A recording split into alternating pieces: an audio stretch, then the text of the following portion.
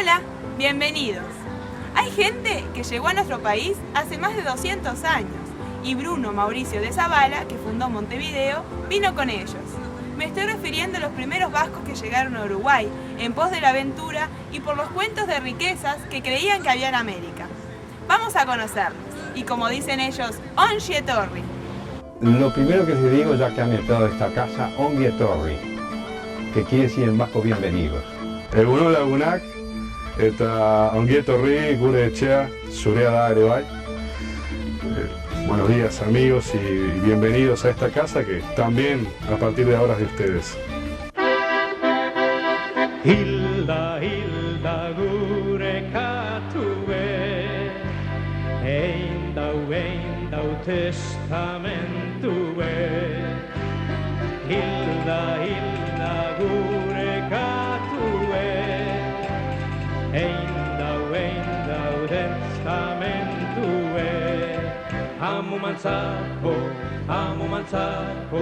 ainkak eta burue. Aikitentzako, abarkak eitzeko narrue. Mantxonintzako, tripa barrue. Horixe dala, katuen testamentue. Klak, klak! Klak, klak!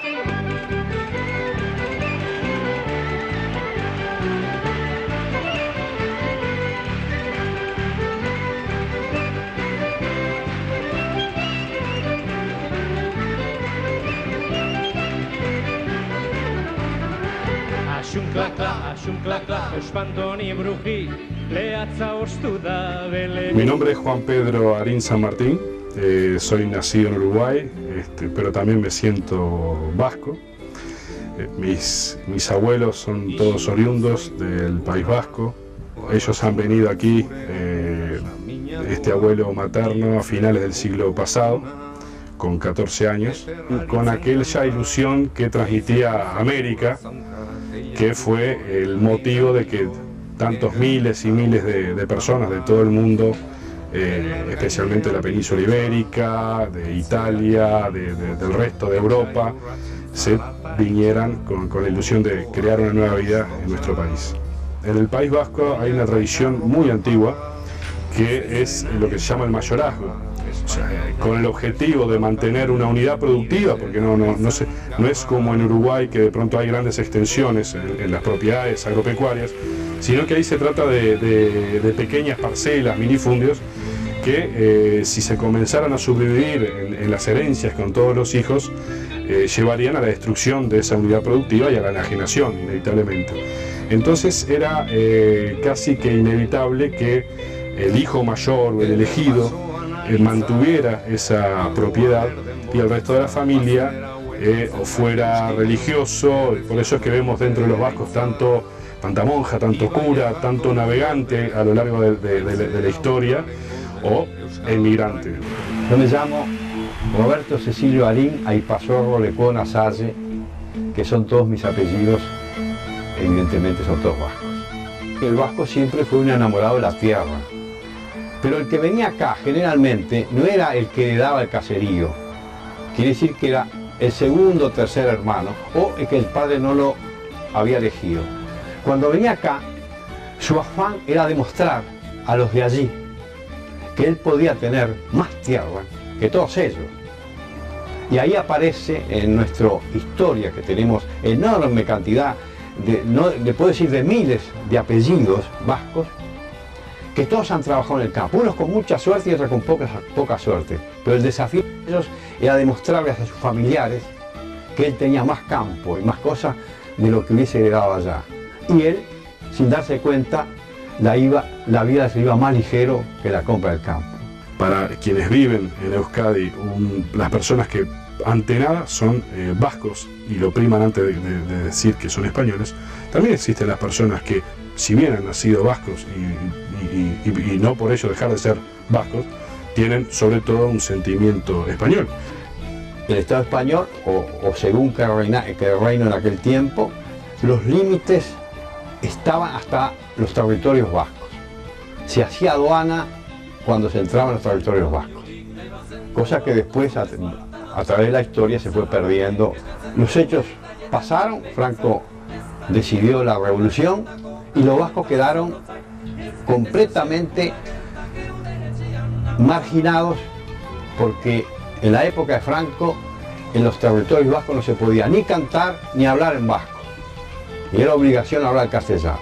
Entonces todo eso que se presionó en aquel momento tal vez aparece después como un resurgimiento.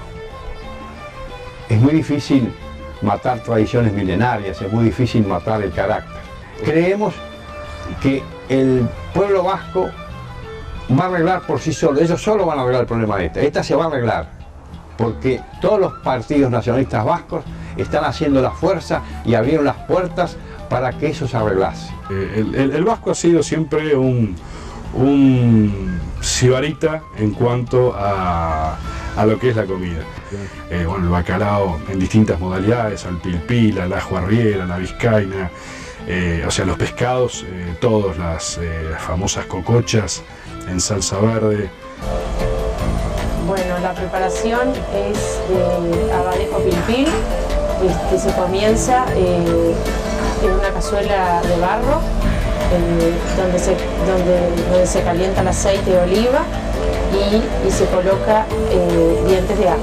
Cuando se dora los dientes de ajo, se retira del fuego y se deja enfriar un poquito el aceite.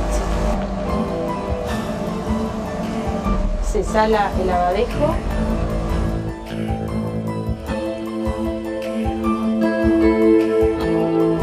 Y la colocamos en el aceite que retiramos del fuego en la cazuela de barro. Luego de lo retirado del fuego, que le introducimos el abadejo y vamos con movimientos suaves agitando la cazuela para que la gelatina del abadejo se vaya mezclando con el propio aceite. Bueno, luego de 7-8 minutos de haber agitado, lo que observamos que se ha formado ya la salsa, que es la gelatina que se ha mezclado con el aceite de oliva. Inmediatamente le agregamos los dientes de ajo que ya habíamos cocinado.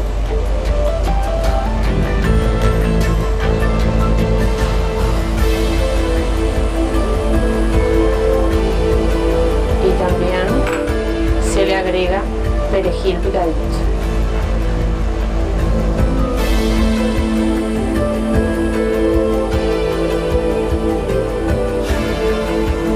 Bueno, y para finalizar ya con la preparación, se lleva nuevamente a fuego y hay que tener en cuenta que puntos críticos de esta preparación hay que cuidar que no se corte el aceite, porque si no digo que la salsa no se forma, y es muy importante el agitar. Porfiado como vasco, dice la gente, pero también son divertidos contadores de anécdotas y excelentes cocineros, sobre todo con productos del mar. También son creadores de deportes, algunos famosos mundialmente como la pelota vasca. Aquí, en nuestro país, ellos se reúnen en el centro de Euskal Herria. Hay ciertas características que tienen los vascos y ciertas famas que se han ganado por el mundo, como el tema de la porfía. O sea, cuando hablamos de la persona tesonera que contra viento y marea trata de lograr su objetivo, esa característica es lógica que se diera en ese lugar donde todo le fue difícil. Mi abuelo empezó a poner un tambo y tenía características muy especiales, porque mi abuelo empezó a tener el tambo con características de la zona del sur del País Vasco. Pero así como una anécdota de un vasco duro, es que él traía de Juanicó a la carretera, traía en un carro su leche. Acá. Entonces, cuando iba a cruzar la vía, que creo que era un caballo ya medio con costumbres, se echó y no quería caminar.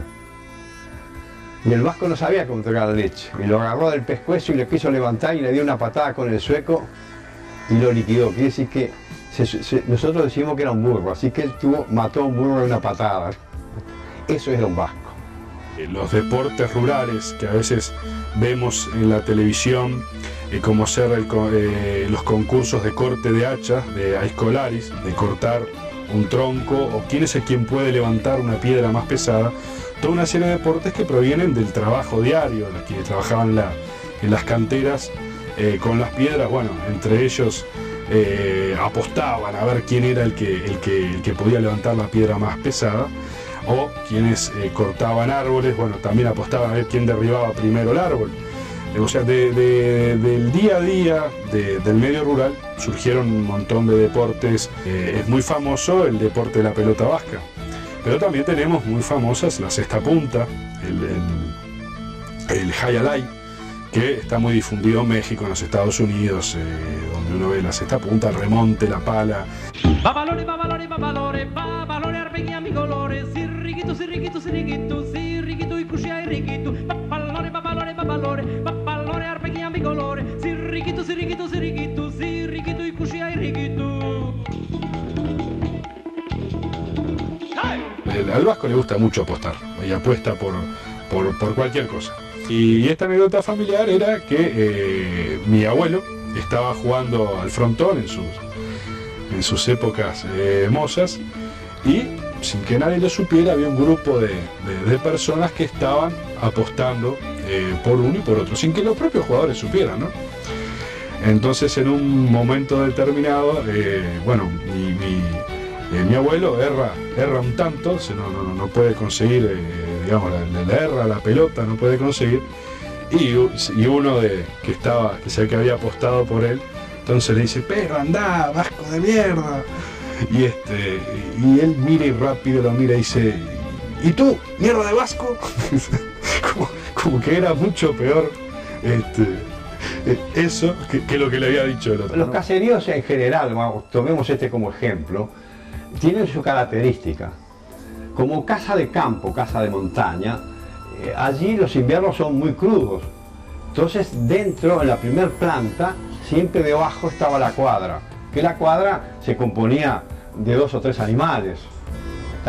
Y arriba vivían, la familia vivía arriba. Y arriba del todo era un lugar donde entre las tejas pasaba aire, y ahí secaban los productos, los ajíes, arriba lo secaban. Y ese entorno de abajo, de heno y eso, formaba una especie de calefacción. Aparte de tener su buena cocina, que es grande, abierta, eso daba a la casa cierta temperatura. Un tío abuelo por parte de mi abuela, que vino acá con toda la ilusión de hacer dinero, porque él se había enamorado de una chica que tenía un caserío, y él necesitaba hacer el dinero para darle el dinero a los hermanos para sacarlo. Y cuando vino acá, el fin de siglo, no era aquello. Ni todos se adaptaron, ni todos hicieron fortuna. Entonces él estaba siempre solo, en algún lugar que tenía unas ovejas que mi abuelo le había dado, y él solo hacía sus chistos y bailaba solo con sus ovejas. Y le decían el vasco loco, pero él siempre soñó en hacer dinero para ir con su novia, y cruzando en un sábado de noche y recordándose todos sus recuerdos, sus montañas y su fracaso, cuando cruzó un alambrado vino un rayo y lo dejó muerto. Ese fue un vasco que no hizo fortuna.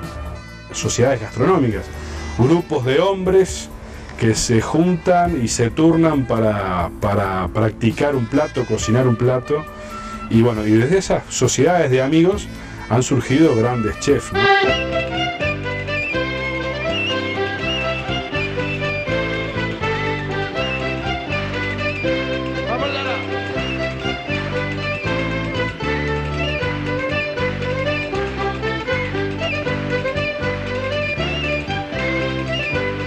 La idea futura mía sería hacer un club como en San Sebastián o en Bilbao, donde van los hombres a cocinar con sus amigos, entonces yo brindarles la cocina. Eso es muy vasco. Lo único que tienen allá de defecto es que no dejan entrar mujeres, pero bueno, se podría aceptar alguna que cocine bien, ¿no? Por lo menos que coma bien. Y eso sería lindo poderlo hacer aquí, porque acá se puede implementar una cocina y podrían tener el lugar para hacer esa tarea. O sea, lo único que tendría que traer el socio sería el pescado, porque luego en los restaurantes vascos, digamos, en los clubes gastronómicos, que hay muchísimos, hay de todo. Y ayudantes de cocina inclusive, porque son muy importantes.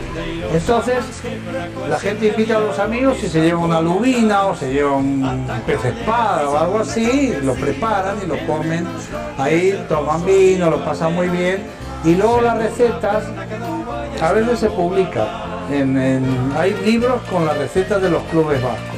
Estamos en una casa vasca, porque Betijay significa siempre fiesta en vasco. Les voy a mostrar, ¿ves? Esto es la carta nuestra. Hoy, con motivo del programa de ustedes que se va a referir a nuestra cultura, yo voy a hacerles un plato típico vasco. Ese sí que es típico y es un plato de lo más sencillo que hay, como toda la cocina en general, la nuestra, pero de alta cocina. Se llama el bacalao al pilpil. Hay que quitarle la gelatina, que esta la vamos a usar para el plato. Hay 3 pedazos de bacalao acá. Entonces con esto nosotros vamos a hacer un plato muy rico del País Vasco. Está pegado todavía porque había alcanzado, lo preparé hace un par de días, pero alcanzó a descongelarse un poquito nomás. Bueno, esto nosotros tenemos que hacer así. Estos pedacitos de bacalao que tienen su gelatina los tenemos que enharinar un poco, no se les pone sal porque siempre puede quedar un vestigio de sal de adentro entre las carnes. Lo pasamos por harina y ahora lo vamos a empezar a cocinar. Los vascos dicen que nuestro país es Echegure, o sea, nuestra casa. Es que se han integrado a nuestra vida en todos los órdenes, en los negocios, en el trabajo rural, la política y en los deportes.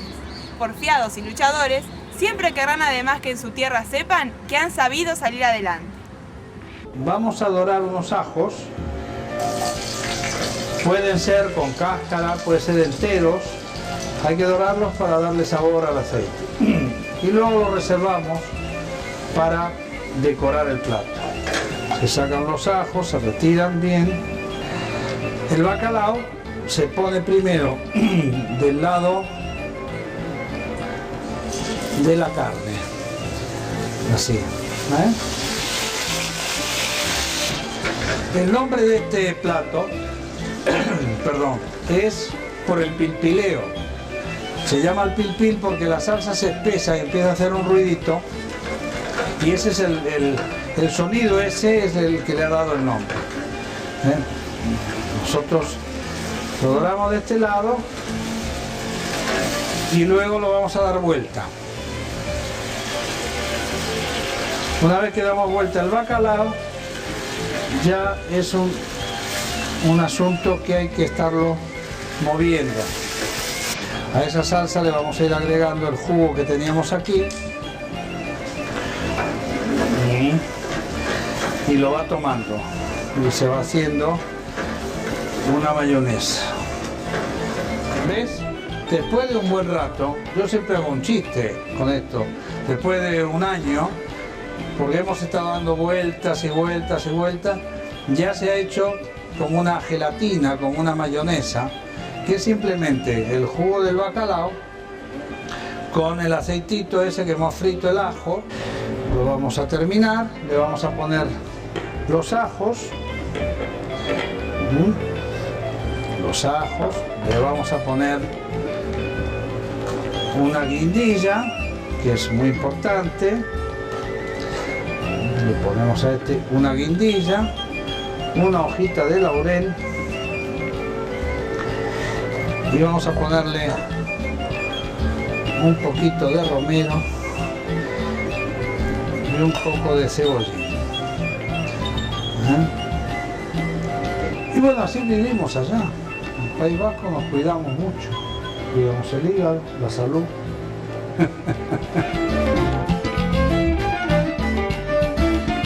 una mesa era donde surgían las cosas, donde se negociaban. Las características del pueblo vasco cuando fallece alguien en algún caserío y cuando se reunían en el caserío donde estaban, generalmente, después de acompañar ahí, todos tenían que tomar café y almorzar.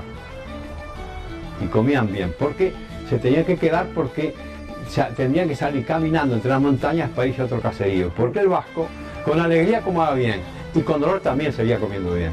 Desde Bruno Mauricio Zavala, que era vasco durangués y vino acompañado por un grupo de familias vascas en su momento, y de ahí en todo el transcurso de la historia uruguaya vemos inmigración vasca y oleadas de inmigración vasca. Siempre fue el vasco una persona que se integró y fue un gran formador de lo que es nuestras costumbres como uruguayos, de nuestro ser nacional. Y tan separado vivía el vasco que cuando se tenía que hablar uno hacia otro, tenían un grito característico que hoy se llama el rinzi, que es un grito que se gesticula con la garganta y tiene un coro largo, y entre las montañas cielos secos, y por su sonido va marcando. Es exactamente como se hace ahora, pero no entre los vascos. Los hombres que en las montañas de Guipúzcoa o todas las montañas de Navarra crían el ganado lanar, cada que va marcado tiene una campanilla que suena distinto. Y el hombre del pueblo, cuando hace el eco, sabe si es su majada o la del otro.